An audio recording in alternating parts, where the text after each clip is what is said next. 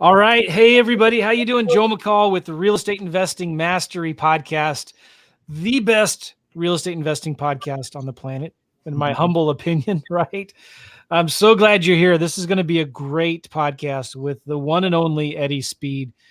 If you do not know who Eddie Speed is, I have a really good feeling you're going to like the guy after we're done with this podcast because he's just really down to earth. I think of all the people that I've interviewed on this podcast, Eddie might be the one with the most experience, the most deals of anybody that I've ever interviewed. And so we're in for a treat today. We're going to be talking about how to pull your leads out of the trash. And so many people, this is what I love about Eddie. He thinks bigger. You know, you're out there getting 1 out of 30 offers accepted when you could be getting 3, 4, 5 out of 30 offers accepted. Understanding some of the creative real estate strategies that Eddie's going to be talking about. And here's the cool thing, guys. We're going to be doing a live webinar together. As I'm recording this right now, we're going to be doing a live webinar together on January 16th, which is coming up. And if you're watching this or listening to this later and you've missed, if it's after January 16th, if you go to this link, we'll have a way where you can watch the replay. But joemccall.com/Eddie, joemccall.com/Eddie, and you'll be able to watch this live webinar with Eddie. It's going to be really important. I mean, I'm going to be really, really promoting this hard and heavy. Now, if you're watching this live right now, the link may not be working right now live as we're doing this, but it will be real soon here. Okay, so first, a couple things here. This Real Estate Investing Mastery Podcast, we're recording this live on Facebook and YouTube. So if you're watching this, you're probably going to have a lot of questions. And I want to encourage you, just say hello. Tell us where you're from right now on Facebook or in YouTube. Say hi. Tell us where you're from, and we will bring your comments up like this. Cheryl, hey, what's up? Boy, you guys do this to me all the time. You give me really I'll let you go with that one, Joe. How you doing, man? I'm glad you're here. Hopefully you're a man. I'm sorry. I'm just really insensitive. Sherry, I believe. Hi, how are you? Glad you're here. Boom, baby. Oh, Frank, yeah, I'm going to be in Tampa next week. I'm glad you're here. And Sherry is from Minneapolis, and Cheryl's from Central Florida, and Dale's from New Orleans. We're getting a lot of people in here. I'm glad you guys are here. This is going to be an interactive podcast. I love doing it live so I can get your questions, get your feedback. You can tell us what you're doing, and then I can ask these questions to our guest. So please comment in the Facebooks or the YouTubes, wherever you're watching this. Give us a thumbs up. Subscribe to the channel. We're in for a treat, okay? If you're listening to this later on iTunes, please leave a review. Go to iTunes, leave a review, subscribe to the show. Let us know what you like, what you don't like even, and I'd really appreciate that as well. Eddie, I'm really glad you're here. Oh, here we go. Abdi from Denver. Okay, thank you, Abdi. That's much easier. I appreciate that. Glenn Matheny, what's up, Joe? You probably know some of these guys. Yeah, Durand and Angela from Chicago. Or Joe, yeah, it's from Chicago. Nice. Okay, cool. Eddie, how are you, man? I'm good. How are you? Appreciate it. I'm doing really, really good. I'm excited about this webinar. We've been talking about it a long time. We have. And so here we are. We're finally doing it. And I'm looking forward to this webinar on January 16th that we're going to be doing. Eddie, you've been around a long time. There's not anybody in this business, I don't think, that you don't know, right? And can you tell us a little bit about your history? How did you get started in real estate, and what's going on in your world right now? Well, I got started, Joe, in 1980. So it's been a long time ago, 40 years, right? Yeah. Wow. I started in the note buying business, started buying seller finance notes. And if you think about it, Joe, people enter the business usually because there's a market niche or a cycle, right? And they learn a certain niche. And then over time, as they get more competent, they add to, their field of vision. I've had to reinvent myself many times since 1980, but I've still remained in the note business. But real estate investors have been a significant part of my career for at least 30 of my 40 years. Joe, in 1992, something that makes me sound old, doesn't it? No, you're young. You're a young whippersnapper. Just turned 60 years old, by the way. In 1992, I set up the note system for Homevestors. Yep. Right. So the guy Homevestors wasn't even a franchise yet. It didn't have national recognition. It was a guy that was operating a little small company out of a house, Ken D'Angelo. And I'd bought notes from he and his brother back a few years before. And so I set up the note system where they were operating and generating seller finance notes to a specific recipe, a very defined underwriting box. And that really, I'd bought notes from real estate investors before then for sure, but this really launched a whole long theme of us working with real estate investors, essentially, Joe, to create creative financing strategies they needed to go take advantage of whatever market niche they had. And that's what's led me along the way for all these years. Nice. So you, how many deals would you guess that you've been involved with? Just guess. I quit counting about 6 or 7 years ago, Joe.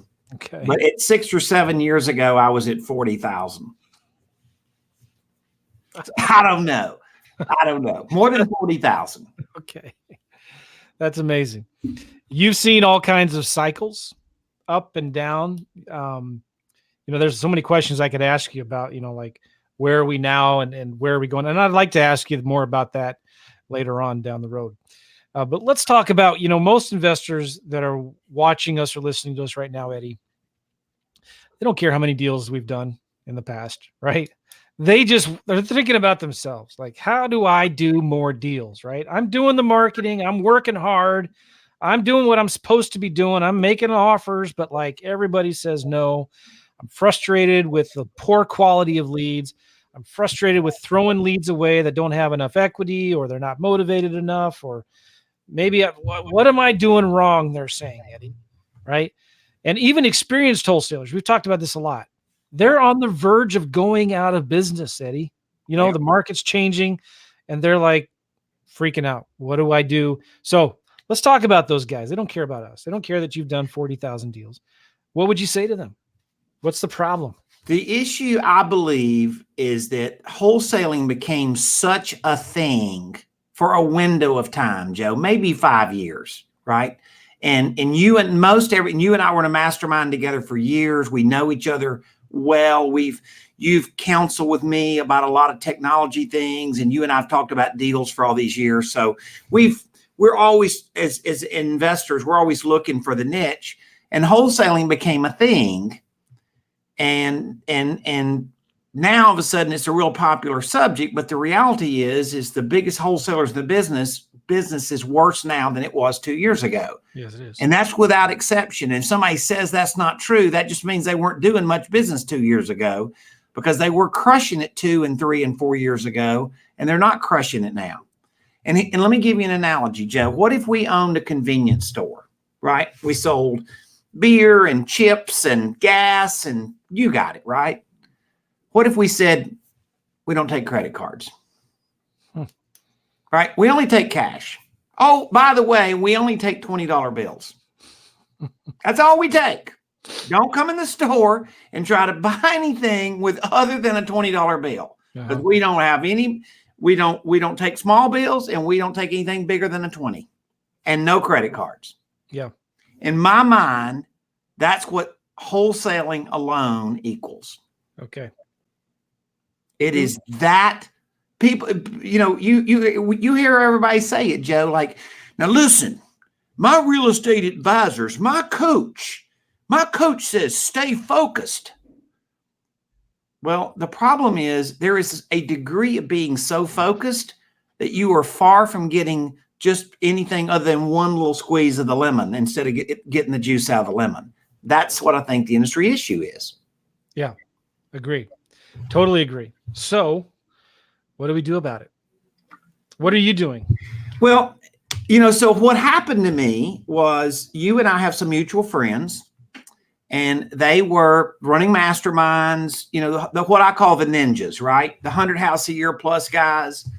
And we were sitting around one day, and they were saying, yeah, man, these guys are really complaining, their margins are getting thin and their conversions are getting further apart, and so, they're really complaining. I'm saying, well, it's really kind of stupid to me, because all they'd have to do is just add creative financing to their business, and they could keep their margins, and they could keep their conversions where they are, and their margins would get bigger. They would make more money per transaction. And they're like, what? I'm like, just buy on terms. And they're like, well, give us an example. And so I was just sitting around with people that you and I mutually know well, and I gave several examples, of deals that I've done. And they're like, oh, no, seriously, nobody will do that. And I'm like, of course they'll do it. You just have to know how to dictate the terms. Yep. Joe, let me ask you a question. You and I know personal friends, people we go to church with, people that our kids have gone to school with, or your kids still are in school with. My kids are grown now, but we've all been around the community, right? People that really wouldn't know me from the real estate investor groups or any, that kind of thing, wouldn't necessarily be listening to our podcast today. But they are all somebody that we know has called us in the last month or 6 weeks or 2 months. And they said, hey, Joe, got our property sold. And you can tell by the tone in their voice what the next sentence they were ready to say is, which is, I got my what? I got my price. Mm-hmm. And what I have learned after 40 years and looking at literally hundreds of thousands of deals is that people will give up the farm if the closing statement has the number on it they want it to have. So explain that a little bit more. Well, the issue with the wholesaling business is you have to buy the property at a discounted price so you can sell it for more than that. Sure. Right? If it's worth 200, you got to buy it for 160, 150, 140, wherever market you're in. And once you do that, then all of a sudden, then you're going to make profit, right? You bought it for 160 and you're going to sell it for 180, or you bought it for 150 and you're going to sell it for 170, or whatever the number is, right? Mm-hmm. Here's the issue, Joe. The issue is that 19 out of 20 people will not accept the 150 or 160 price. They're sticker shock. Oh, yeah. Something that they can't get over. Yeah. And so I'm saying, what the heck? Give them 200. Give them 205. Right? Yeah. Because I can figure out when to pay them and how to pay them in a way that the closing statement says exactly what they demand it says. In other words, that's a good looking Under Armour little hoodie thing you're wearing there, Joe. I'm familiar with that, right? Do you have one? Do you wear hoodies? Well, if you felt compelled to send me one, extra large would probably be good, but no, I've got one, and they're cool. So, Joe, I'll tell you what, I will pay you $250 for that hoodie. Nope. Okay, yeah, that's a good deal. I'll sell it to you for $250. You can go buy another one for $85. Right? Yeah, $30. Here's the thing. When you heard that, and when your audience heard that, you had a little bit of a thought in your head, the old man's crazy. Yeah. Okay? Because you heard a price, you didn't hear how I was going to pay you back. Okay. You heard price, right? Yeah. I believe that more customers are focused on price than they are focused on how they're going to get paid back. Right. So in my mind, make your regular wholesale offer. Just do the regular old thing you always do well. Offer them 150. Tell them what a great deal it is, right? Yeah. And when they push back and you end up wadding up that piece of paper and throwing it in the garbage 19 out of 20 times, then you go back and dig through your garbage can and you pull that deal out and unfold it, and say, I've talked to my underwriter and we're in a position where we could offer you 200, it would require that you carry financing for us. We can't pay you 200 cash today, but if 200 is the number you insist on, my underwriter assures me there's a way to make this work. I'm ready to write an option today for 200,000 and give us a few days to work through the details of what those terms are. Ooh, I don't know if that just went over everybody's head, or if you just understood what Eddie was just talking about. Let me give a little bit more context into this, because we're in these big masterminds together. And when, even at the mastermind, and first, like when you see guys on Instagram and Facebook and they're just rolling in the money, driving their Bentleys, showing their flashy jewelry, and like, first of all, it's like they're going broke trying to prove to broke people that they're not broke. Enough of that, right? But you sit them down, even at the masterminds, everybody's talking about how much bigger their business is than anybody else at the masterminds. But when you sit them down, have a couple beers with them, talk to them in like real brass tacks. Let's talk about your numbers. How is it really going? No one else is listening. It's just you and me. You talk to these wholesalers, and Eddie does. It's not as good as you think it is, right? Almost every single buddy that is in these masterminds, I'm telling you the truth. It's not going as well as you may think it is, or as they say it is. Okay. Joe, are you saying people exaggerate? Yes. I don't. I try hard not to, right? But so, yeah, people do. I mean, they don't want people to know that they're struggling, that they're having problems, but there's a lot of wholesalers in this business, wholesalers that are making good money, but they're not making as much money as they used to, right? Their overhead is still high. They're spending way more money in direct mail and marketing and other things. And that's just not happening. So anyway, Eddie comes in the room and says, "Hey, have you thought about doing this?" I was going to do an imitation of you, but I can't. I wish I could. I'm not good at doing imitations. But, and you see these eyeballs start bulging out. Like, what do you mean? Talk about that again. So you're talking about here giving the seller the price that they want, as long as they're willing to carry back some financing. And you're using an option agreement to give them so they can sign that. And who wouldn't sign an option agreement or at a price that they want if they can just give you a few more days to figure out how this might work? Okay, so and that's where you guys come in. You can help people that you're working with come up with different creative ways to structure that offer. So can you talk about what are some of these creative ways that you could give the seller the price that they want, and how can we start doing some of that ourselves? All right. So if your listeners are at a point where they can write something down, this would be a key point that I want them to write down, right? I want to teach you how to get paid for their property before you owe the seller the money. Okay. Right? You're going to get paid. You're going to get the money from someone else on the property you bought before you give the guy that you bought the property from his money. Otherwise, you're giving him $150 and you hadn't gotten paid yet, right? Yeah. I want to teach you how to go find a customer and do a wrap note. Predominantly, you could do a lease option, you could do a rental, you can do other things. I will tell you this, I will argue all day long. I can find the very best buyer with pure seller financing, with very proper marketing techniques, not the old school junk property stuff, but very, very laser focused, smart marketing to attract what I call a true deserving buyer with a significant down payment.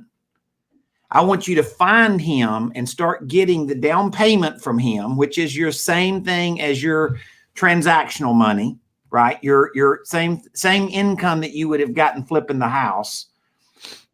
And then start collecting a payment from him before you are obligated to make payments to the guy that seller financed it to you.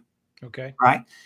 So how am I going to pay back the guy that I bought the house from? Well, this is just a simple mathematical way. Okay. This is oversimplified, right? But we're going to start out slow. Guy has $100,000 in equity, Joe. So we say, okay, we will pay you your full $100,000 over 20 years. If I did it at 0 interest, my payment to them would be $5,000 a year. Okay. Okay. If I did a smaller interest rate, like 1, 2, 3%, my payment would be a little more. But let me ask you something. Even if I'm paying a little more money because of interest, it's when I'm paying it is that makes it a bargain, right? Okay. If I'm paying it way out in the future, in other words, which would you rather have? Would you rather have $1,000 today or $2,000 in 10 years? I don't know. 10 years? Huh? Probably $2,000 in 10 years. Well, mathematically, if you did that, Joe, that would be about 11% return. Okay. Okay. So that's a pretty, your instincts were pretty good, right? But what do you think most people would take? The money now. The money now, because intuitively in our mind, we all have some understanding of present day value dollars versus dollars due in the future.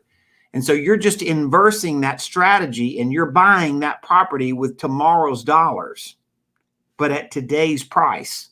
Yeah. And so there's a zillion different ways to cut it up. This works with deals that have virtually no equity, where you can do a sub 2, right? There's conditions to that, but we can train that. You can do a deal with 50% equity, or you can do a deal with virtually all equity, or it can have all equity. No, they don't have any debt against it. So there's not a deal that you'll pass on.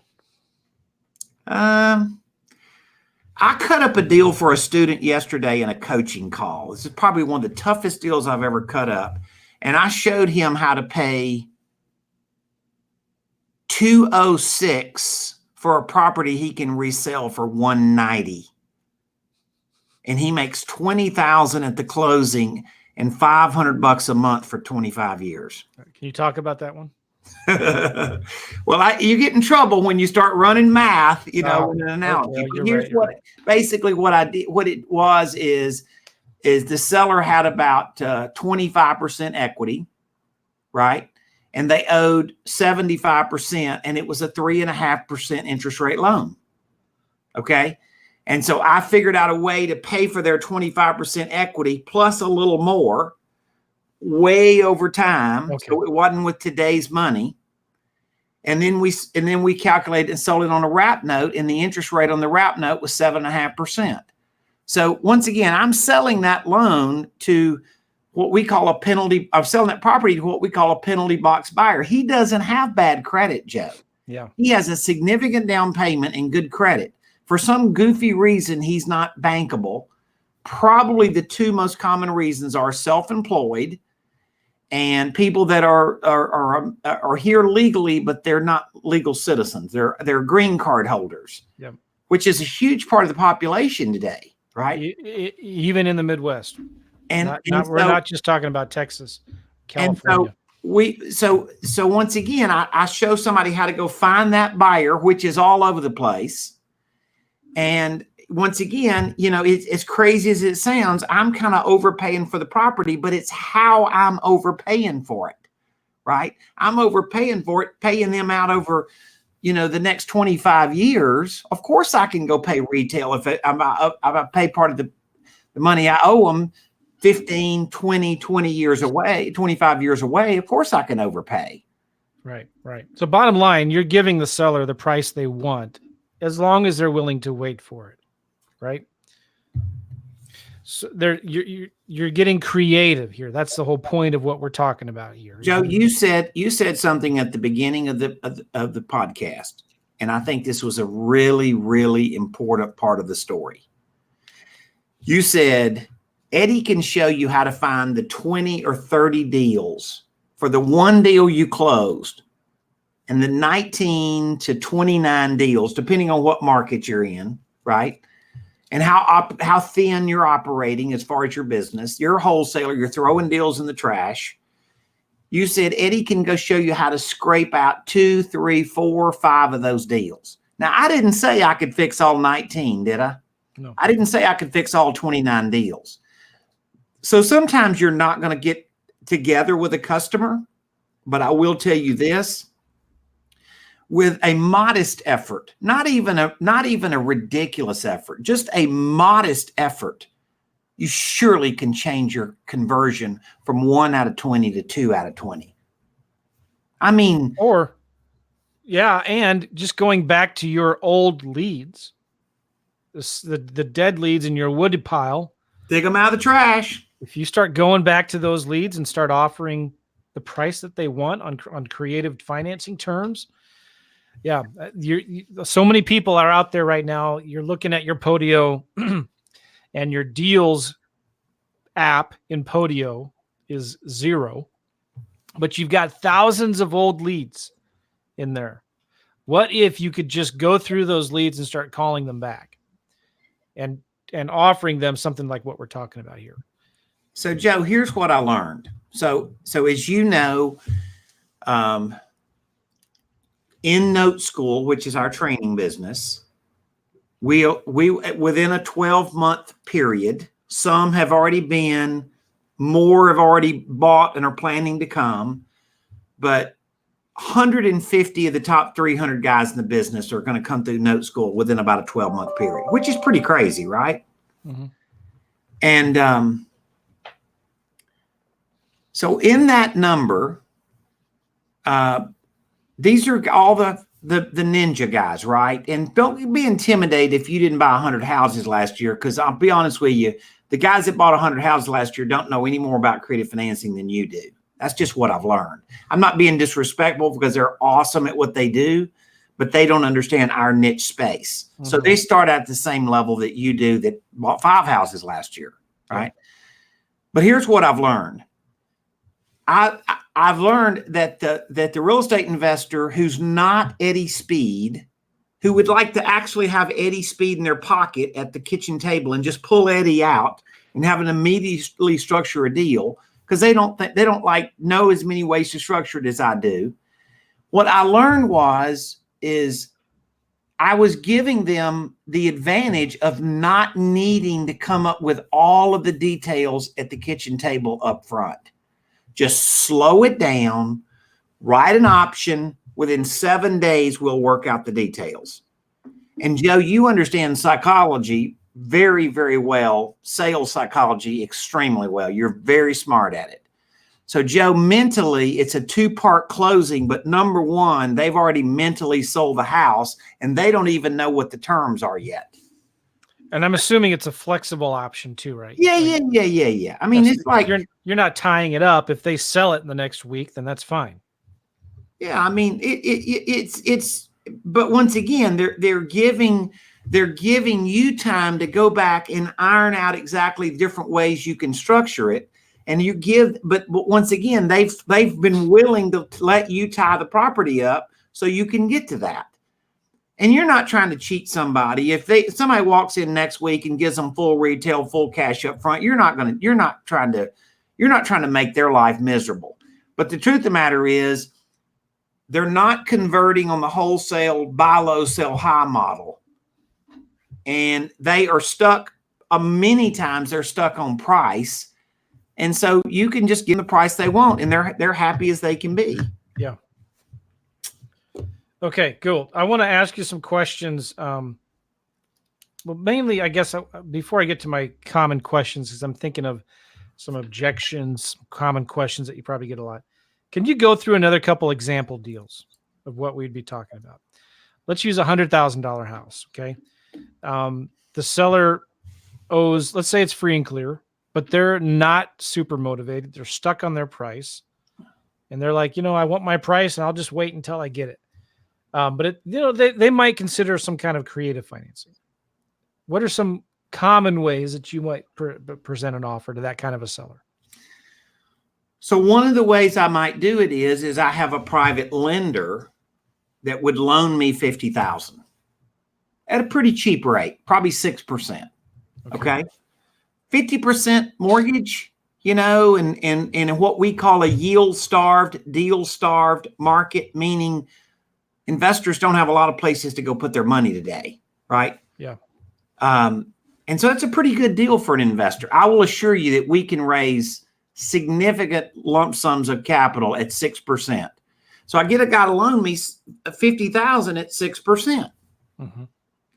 Then I say, Mr. Seller, I'll give you 50% of the price at the closing, and I'll give you the remaining 50% with payments starting in 5 years. Mm-hmm. Or whatever combination. Yeah. In other words, I can pay the private lender off before I even start paying the guy the second lien. And of course, the second lien is going to be carried at what? 1-2% interest. Even if you want to agree to 0%, he'll agree to something. Maybe he'll agree to 0% for 5 years, and maybe then the interest rate will kick in and be 3%. Whatever combination he can do, then all of a sudden I gave him full retail with 50% money up front, Joe, and I made a killer deal that I can resell with 20% down, you know, carry it at 6-7% interest, and all of a sudden I own my own bank. You're giving a 50% down payment. Yeah. Which is hard to turn down. Giving the seller the price they want, 50% down payment. Now, the private investor gives you a note. They lend you the money. They're going to be in first position on that house. The seller is going to subordinate, right? The seller is going to seller finance, but he's going to subordinate. By the way, I've looked at 300,000 or 400,000 seller finance notes in my career. Okay. So the perspective that I have, Joe, more than any other single person in the industry, is I know what's acceptable to a property seller that's willing to carry seller financing. I know what's acceptable in their mind. I know what the pattern is. Okay. So I know how to offer things to them that I've learned from seeing deal after deal after deal. They're okay with this. I'm not saying Joe McCall would be okay with it. They're okay with it. Okay. Right. So this is like where yes, I'm going to give you full retail. You're going to carry a second mortgage for half the price. I'm going to get a private mortgage, which is going to be in first position for the balance for the rest of the price. So I'm going to borrow $50,000. You're going to lend me $50,000 on a second. And this is what we'll call a soft second, Joe. I mean, it could be 0 interest, 0 payments, with payments that start in 5 years, 7 years. I mean, it could be just a lump sum of money that's due 15 years from now. I've structured it 20 different ways, and that's why I like being able to put somebody in a class, right? It's just show them what we've done in different ways, and they're like, oh, yeah, and then they can start seeing it. So that's one simple way to do it is I use partly private capital, and partly the seller carries the balance of the financing. All right, so I'm looking here. So you got a $50,000 first position note that the investor is giving you 6% interest. That's we hear 50,000 times 0.06 divided by 12. That's $250 a month. You're paying your private investor. You're delaying the payments to the seller for 5 years. I mean, this is one of the things you offer. And you're then turning around and you're putting a retail buyer. You're selling the house with owner financing. And I want to have a question for you later about those kinds of buyers. And are there really a lot of them? And I don't think people realize there are. But so they're going to come in, they're going to put down 10, 20% on the house.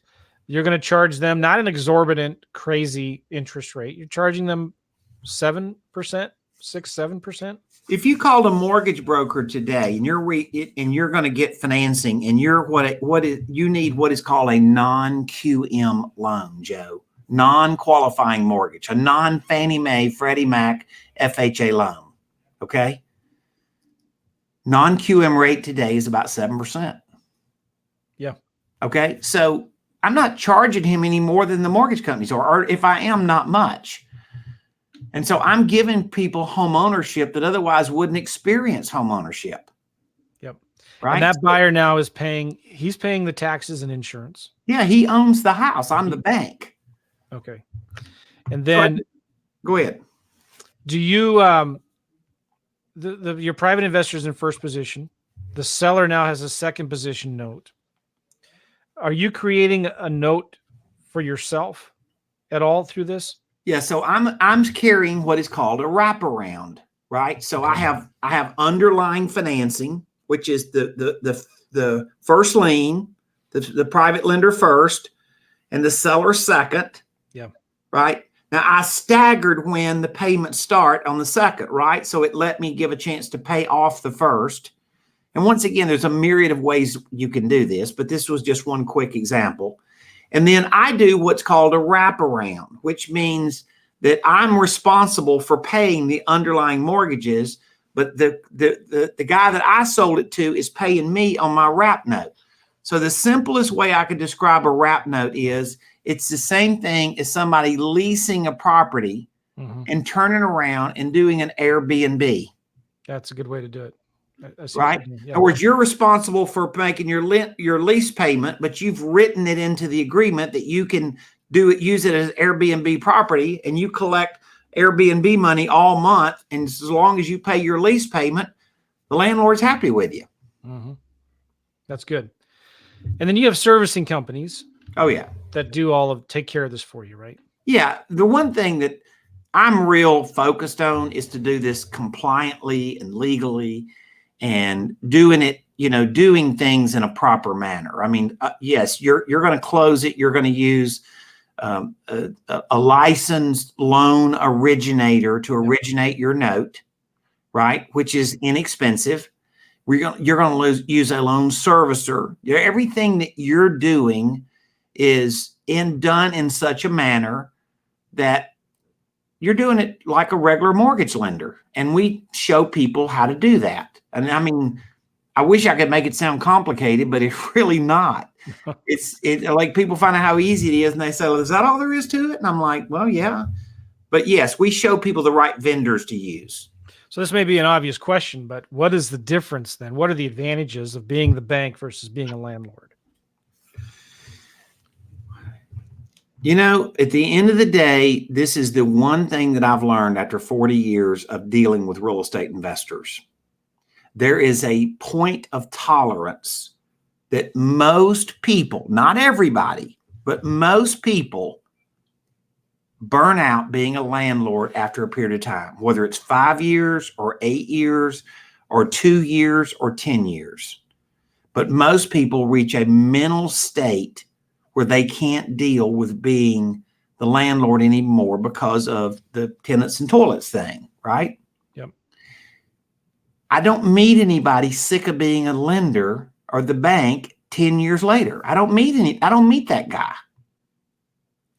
Yeah, there's a reason why the best list to target in your marketing are landlords, right? There's a definite pattern to it.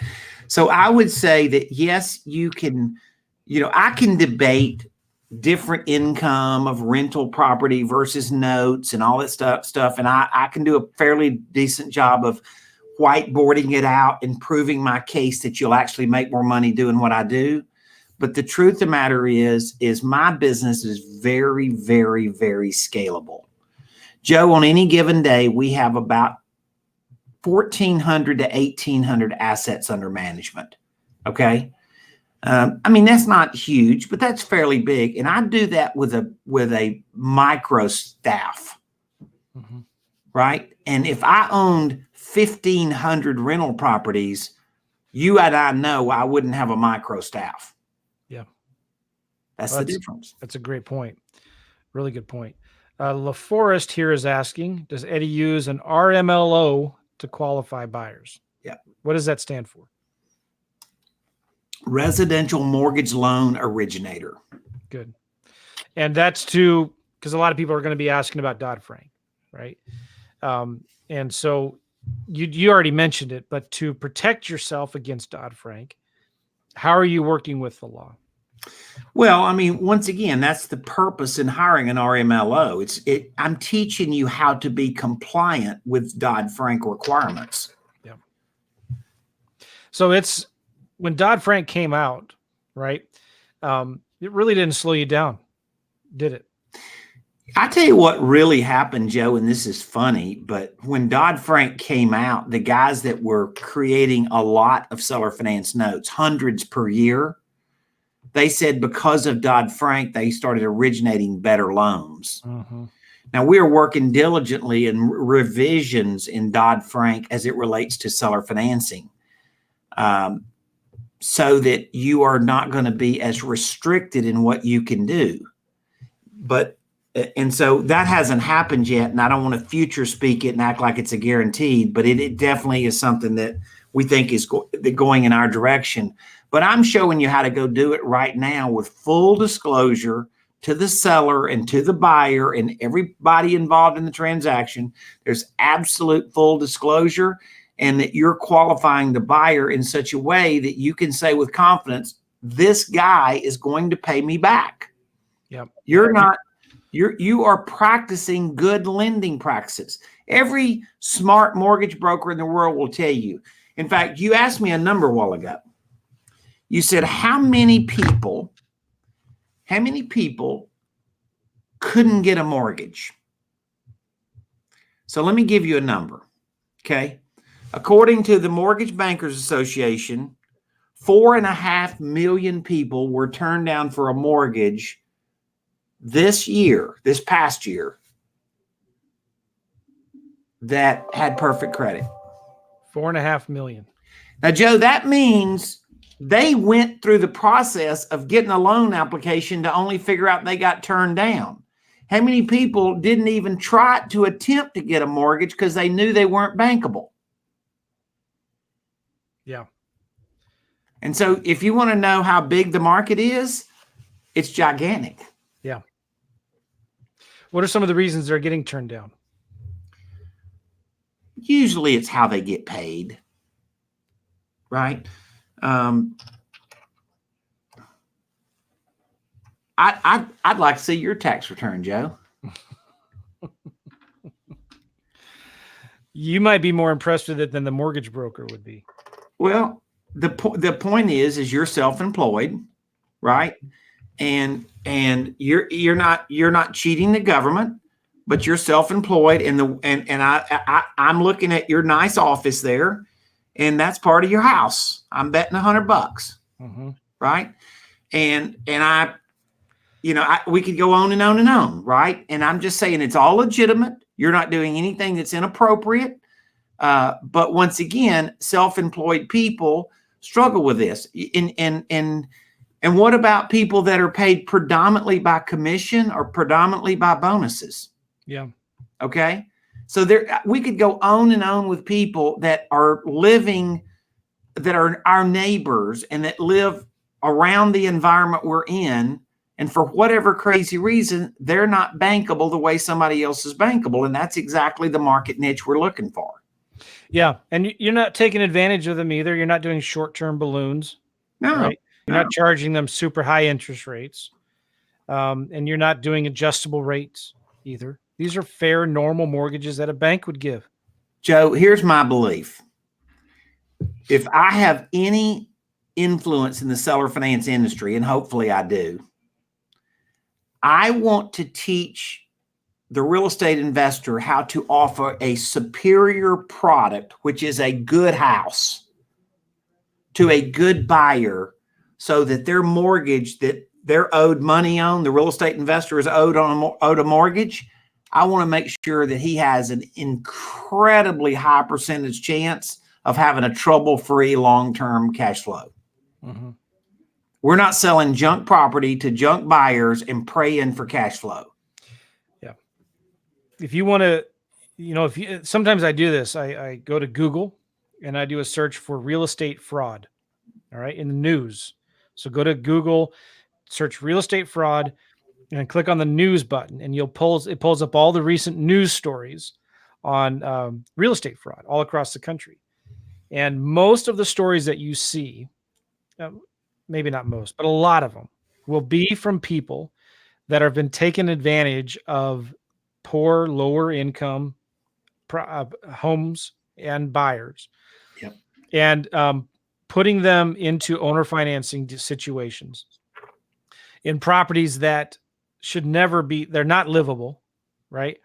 And these are buyers that could never in a million years afford the house or be able to get a good traditional normal mortgage in a few years.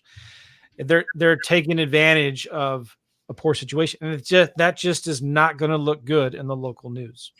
Well, and I know specifically some of those articles you're talking about. In fact, the Washington Post and the New York Times and stuff are calling people that are actually doing lease options on unrepaired properties, and they're calling it seller financing. Yeah. Although that's not what it is. They're not really, they're in the press, so they can't be wrong, right? Kind of thing. Yeah. But whatever it is, let me just tell you something. That is not the asset class we're chasing. Mm-hmm. I've been in this business for 40 years. Can tell you with 1,000% integrity that me or somebody on the founding board of the Seller Finance Coalition, which is another guy that runs most of our operations, and our pal Jeff Watson, and some other guys, there's about 5 or 6 of us. We've been in well over 300 congressmen's office talking about what seller financing does for people. And when we look those congressmen in the eye, I can tell you with 1,000% integrity, we're talking about helping somebody get home ownership through owner financing that otherwise would not have been available to them. And we're saying that, expecting that customer to pay us back, mm-hmm. and can pay us back. Yeah. So I think it's important to understand this too, because unfortunately these bad actors have put a bad name in the industry.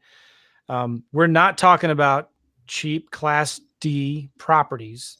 In St. Louis, we're not talking about the $30,000, $50,000 homes that people shouldn't be living in, that need a lot of work, right? We're talking about bread and butter, middle income, median priced homes, blue collar homes, right? Joe, I tell you what's going to happen to you, and you won't believe this, but it's absolutely going to be true.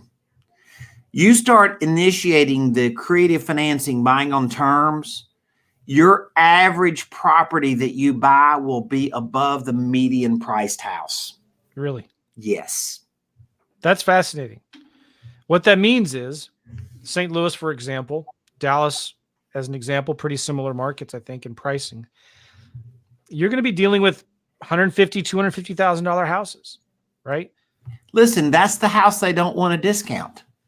Yes, exactly right. They still need to sell it.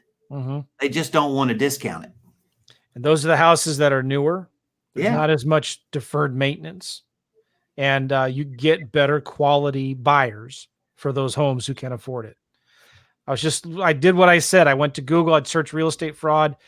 And here's a story in Jacksonville, I think, Florida, of somebody that, a mother of a family that's living in a Motel 6 after losing thousands in a real estate scam. And these are low. I'm just reading the story here real quickly, but these are in low end homes that we don't want to be doing business in. It's just I see it all the time, Eddie. It's frustrating to me.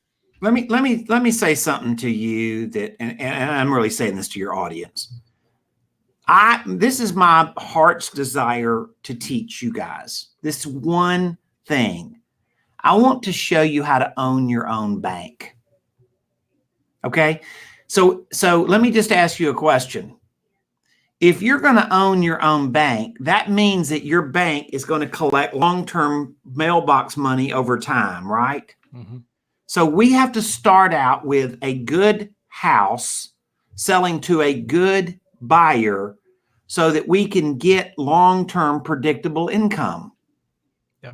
Right? We can't start out with a junk house looking for a buyer with more issues than a bank would want to deal with and expect the cash flow. That's craziness. Yep. So what we're doing is, what I want to do is I want to show somebody how to create transactional income up front. And that is predominantly gained by the down payment when you resell it. Okay. So that down payment is your flip money up front, Joe. Yeah. But then you create a cash flow, which is the payment you're receiving minus the payment you're obligated to make on the underlying mortgage, Yep. right? Mm-hmm. And that produces cash flow. So a fairly typical $200,000 deal makes $20,000 at the closing and $450 cash flow for 20 to 30 years. Now that's the generic answer, but that's not very far from exactly where it's going to land just about every time. Yeah, that's really good. And that's without the landlord headaches and hassles. Dude, that's wealth. Yeah. I just want to emphasize that point because a lot of people who've been around for a long time think of owner financing. They think Class D neighborhoods. They think $50,000 homes. They think they can buy a property that doesn't need any work. I mean, that needs a ton of work and not put anything in it and sell it with owner financing, and they're going to be okay. That's what's going to get you on the local news. We're not talking about that. That's not the student I'm seeking. No. Right? If somebody comes to me and they're not trainable, and I can't change their mind about selling that kind of property to that kind of a situation, they're just not my guy. I want to train people how to go sell a better property to a better buyer, and that's just who I'm looking for. Yeah. This is John Mooney here from San Antonio. He says hello. Hey, bud. And Texas is a good market to talk about this, right? Because can't do lease options in Texas. You can do assignments maybe, but you can't do long-term sandwich lease options in Texas. And so this is where now a lot of investors have gotten creative and done owner financing or contract for deeds, land contracts. So there's people, especially in states like Texas, maybe North Carolina, where it's actually easier to do owner financing or wraps than it is lease options. Eddie, can you give us a few more examples of a way you would structure these kinds of deals? So another way to do it, Joe, is obviously to take over an existing mortgage. Okay. And, I've been highly exposed to taking over an existing mortgage, a subject to, and how you do it and how you structure that transaction. So one of the things that I would tell you is that they have an existing mortgage that's probably 5% interest or less. Okay. And if they happen to be delinquent on their current mortgage, what it's going to take to bring it current, but assuming it's going to take, a few $1,000 to bring it current, then there's another way to take over their existing mortgage, and depending on how much equity they have as to how you would pay them back. Okay. But so that's the first example I gave you was where they had all equity. Yeah. This example is where they could have virtually no equity. There's a different way to structure it. At the end game, though, I am going to sell it on a wrap note. So once again, I'm going to use a servicer. I'm going to do all of the right things again. And I'm not saying that it's impossible that the underlying lender calls the debt. I don't want to say impossible.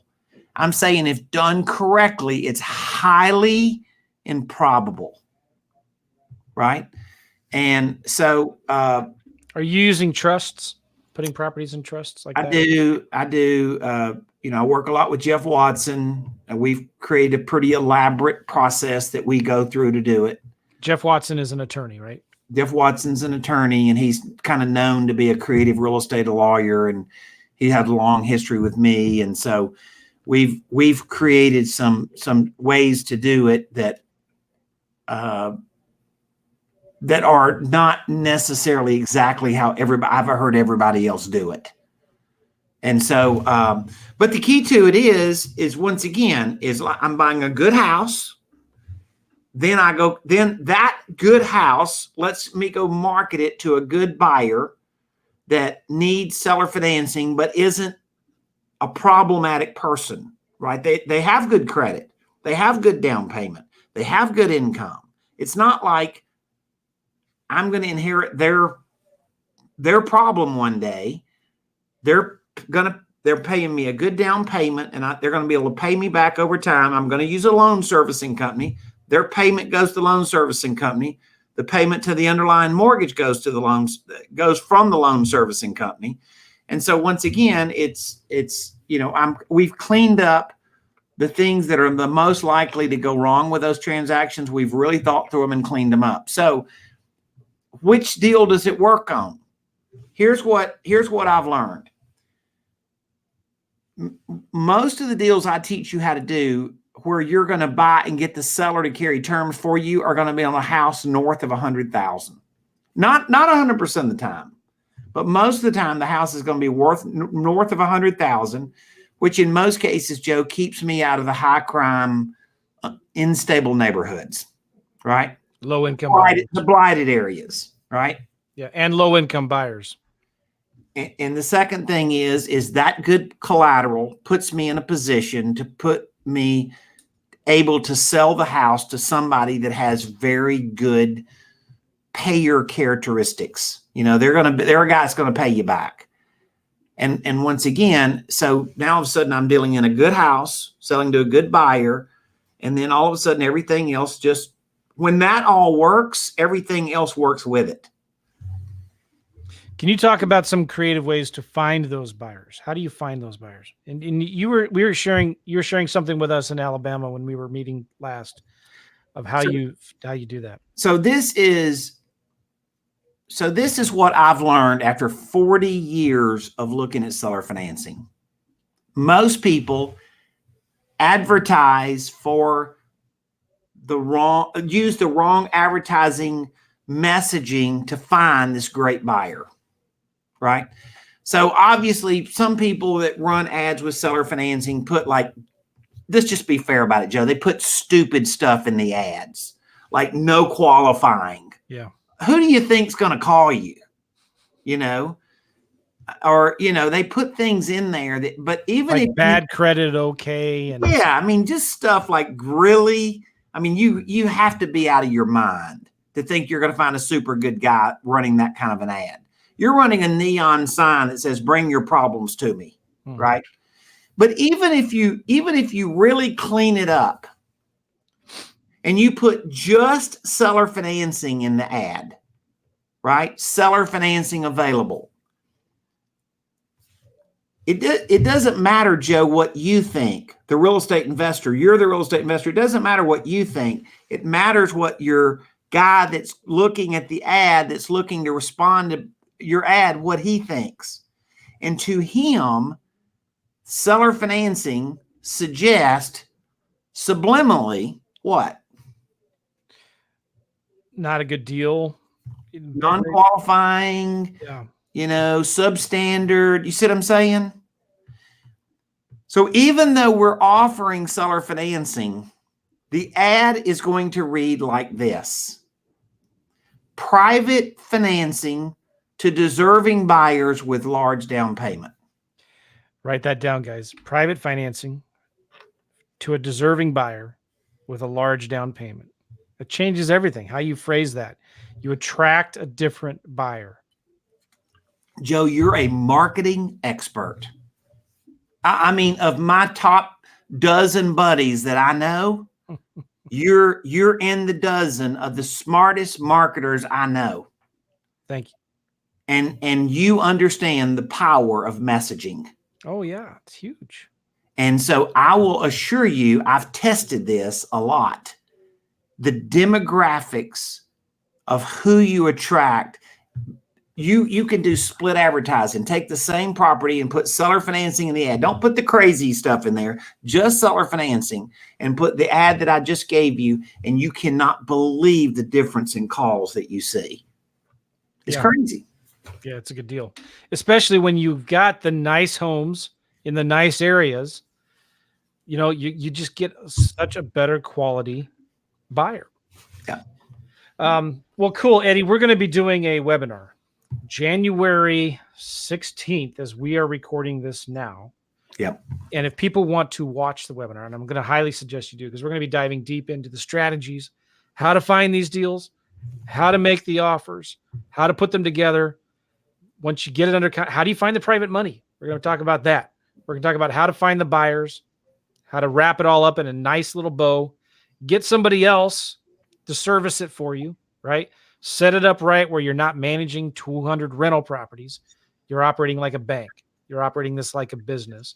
We're going to be doing a live webinar January 16th. Go to joemccall.com/Eddie. Now, as we're recording this live right now, that link may not work, but it will probably in a couple hours from now. joemccall.com/Eddie. And if you're watching this or listening to it later, still go to that page because we'll have a replay of the webinar, joemccall.com/Eddie. And Eddie, I'm excited about what you're offering here. You mentioned it a little bit about at the beginning. You're making this easier than I've ever seen anybody else do it. If somebody's working with you as a client or as a student, right? You're just saying, listen, give them whatever price they want. Get it under an option. Tell them, give me 7 days, and I'll get my financial underwriter. So explain that again, because I think this is really, really brilliant. So basically what you're doing is you are putting it under an option contract for the price they want on this day, right? The typical time is about 7 days. Your option expires. Within the 7 days is when you go back and actually ink out how much you're going to pay them today, how much tomorrow, what interest rate, will they have a first, will they have a second, whatever that terms needs to be. It gives you time to slow it down and do that. And it gives you time to come up with different options too, right? Because this is the greatest thing for the hotshot real estate investors I've trained. Slowing it down where they just get an option today and it gives them time to go back to the whiteboard with us and figure it out. In the game changer. And you can give them, Eddie, multiple different options. Okay, well, if they say no to this, then you could offer this, right? Exactly. If they say no to that, then here's something in the middle that you can do. Here's the punchline. We're going to put you through a battery of things. I'm going to give them a book, Joe. When they go to your website, I'm going to also give them a book. It's an ebook. It's about 50 pages long, but it's solid. Okay. And it starts the mind process of what it is you're negotiating for, right? It's going to tie in with them coming to the little live class we're doing. Right. But the point is, I'm going to get you prepared to understand what it is you're negotiating for so that you can go negotiate for it. Like if you don't even know that's an advantage, you wouldn't dare think to put it in there. So we go through a sequence of things and show you why this is such the best way to structure it. And then all of a sudden it starts changing how you message it to your customer of, just your customer doesn't know what's good or bad. So why don't you as the buyer structure what's good for you? Now they're going to have a mortgage against the house. They're not going to be cheated. Right, they're going to have a secured loan against the house, but if you can pay them back over time with very preferred interest or no interest at all, then is that good for you? It's great for you. I think a lot of people don't realize this, but 1/3. This is according to the U.S. Census. 1/3 of all homes in the U.S. do not have a mortgage on them. Right. 1/3, 1 out of 3 homeowners own their house free and clear. And, everybody out there is targeting their marketing to the absentee owners or to the pre-foreclosures or to whatnot, right? But not too many people are actually targeting their marketing to the homeowners that have free and clear have free and clear.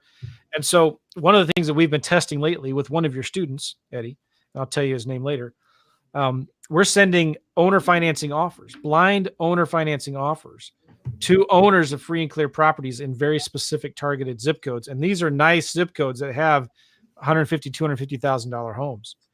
We're sending them blind owner financing offers. We're not getting a huge response rate, 1.5%, 2%, which is still actually, honestly, really, really good. But the crazy thing is, his name is Dave, getting calls. This is interesting. Tell me more about this. We're coming at them not with, hey, do you want to sell your house? We're coming at them with, hey, do you want to sell your house with owner financing for full price? And they're calling back saying, yeah, this is interesting. Tell me more. So I'm partnering with this guy and I'm doing the marketing. He's the one he's done a lot of owner financing deals and creative notes, and he's structuring these deals. So there's so much opportunity here. You may be watching this podcast or listening to it and thinking, man, I don't want to be the guy that's actually learning something new that, has to learn a bunch of complicated paperwork. By the way, it's not complicated, but you may be thinking, I don't want to learn something new. Just learn how to do the marketing, how to find the deals, right? Learn how to make an offer with an option at the full price, right? And let Eddie and his team then help you figure out how to create the offer, or partner with somebody who's done a lot of these deals before, who can put the offer together for you, and you can partner on the deal or somehow structure these creatively. So I think there's a lot of opportunity here. The whole point of this podcast, why I wanted to get Eddie on and talk about this, is, all of these investors are really struggling right now, and they're throwing away leads. They're getting 1 out of 20, 1 out of 30 offers accepted. When you just can get a little bit of creative juices going, you can now get 3 out of 20, 4 out of 20 offers accepted and start doing a lot more deals and making a lot more money without the normal headaches and hassles of owning trashy tenant rental properties in low-income neighborhoods. So just so many good things about this, Eddie. I appreciate you being on here. I'm really excited. I've been in this business, as we talked about, a long time, but I can tell you with 1,000% integrity, I've never been more excited about any single direction that I've taken the industry than the direction that we're discussing right now. Mm-hmm. And the crazy thing too, Eddie, as the market starts slowing down, as it starts going down, it becomes a better time to do these creative deals, isn't it? Yeah, most people wouldn't transition to do it until the market drops. But see, for wholesalers, the market has already dropped, right? Because their margins are shrinking, their conversions, are getting worse. Cash buyers are pulling their money out of the market. And so as you said, one last thing, Joe, I want to make a point of this. When you come to this training, this webinar that you and I are going to do together, I'm going to bolt together the puzzle pieces. This has been a good intro, but I'm going to be able to sit down, because we're going to have, good training slides that slow down and show you real case studies a little bit at a time. But I'm going to be able to bolt together the puzzle pieces of where could you find private money? Mm-hmm. How do you structure a deal? What is reasonable, and what, kind of some stories are that people that we see doing this. So anyway, I'm very excited. I'm very excited that you guys have listened to this, because to me, this is super, super a game changer if you are dissatisfied with how many deals you're closing. And to me, if you're making 20 offers to close one deal, to me, you should be dissatisfied. Yeah, totally true. Totally agree. And I've known Eddie for a long time, many years. Yeah. I don't know, six years plus. Back when the boys were like in junior high and high school. They're like grown men now with kids, Joe. Yeah. My boys also 16 and 14 years old now. Yeah. And we're starting to do some vacant land flips together right now. Awesome. So thanks for being on the show, Eddie. Appreciate it very much. Guys, again, we're doing the webinar coming up here soon. JoeMcCall.com/Eddie. JoeMcCall.com/Eddie. Eddie, how can, I was going to ask you, how can people get a hold of you? But this is going to be one of the best places to do it on this webinar. This is good because it's not just reaching out and getting a hold of us, but getting a hold of it in a sequence where this is going to make sense to them. That's why we've done it this way. Yeah, you're going to explain it in real simple steps with graphics and slides that will show the images of how the process works. Okay, good. Thanks a lot, Eddie. Again, I appreciate it. And hopefully go hog hunting with you. That sounds great. Thank you, guys. See you guys later. Take care. Bye-bye. Bye.